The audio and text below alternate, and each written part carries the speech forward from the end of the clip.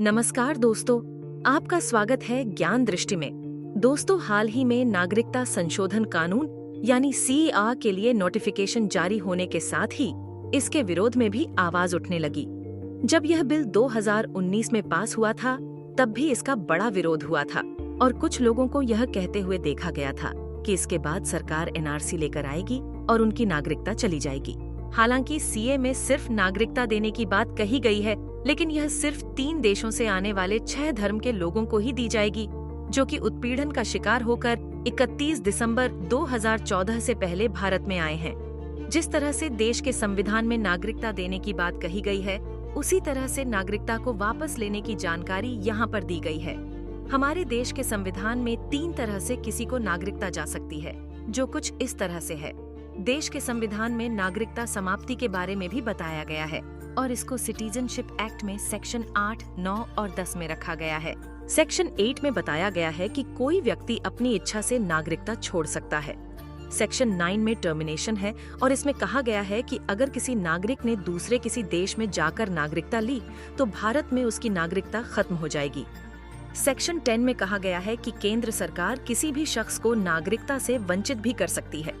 इसमें कहा गया है कि जिस शख्स का जन्म भारत में हुआ है और उसके पास भारत की नागरिकता है, तो उसमें कहा गया है कि उनकी नागरिकता को नहीं छीना जा सकता। लेकिन जिनकी नागरिकता जन्म से नहीं है और अन्य आधार पर उनको नागरिकता दी गई है, उसे भारत सरकार छीन सकती है। हालांकि इसमें कुछ शर्तें हैं, जैसे कि वो झूठ बोला हो तो ऐसी स्थिति में उसकी नागरिकता छीनी जा सकती है।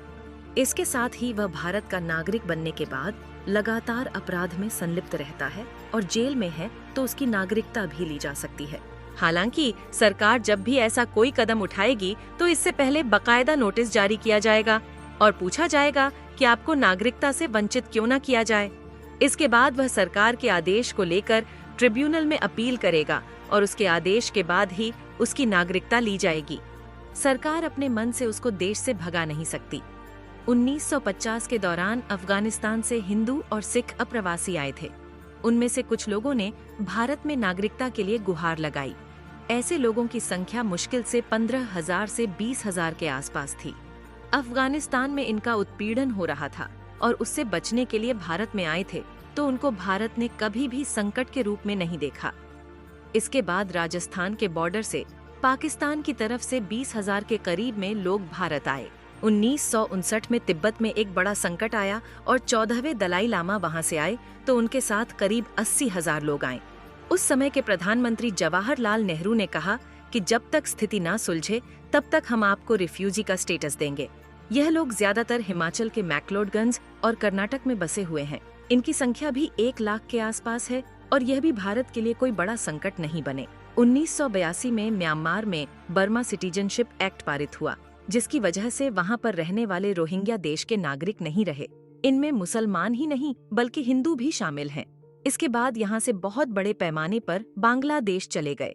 उस समय यह भारत में नहीं आए, लेकिन 2017 में एक बार फिर से म्यांमार में रोहिंग्याओं के साथ गृहयुद्ध जैसी स्थिति बन गई, तो वहाँ से 20 से 30,000 की तादाद में रोहिंग्या यहाँ से निकलकर भारत आ गए। श्रीलंका से भी बड़ी तादाद में भारत में अप्रवासी आए।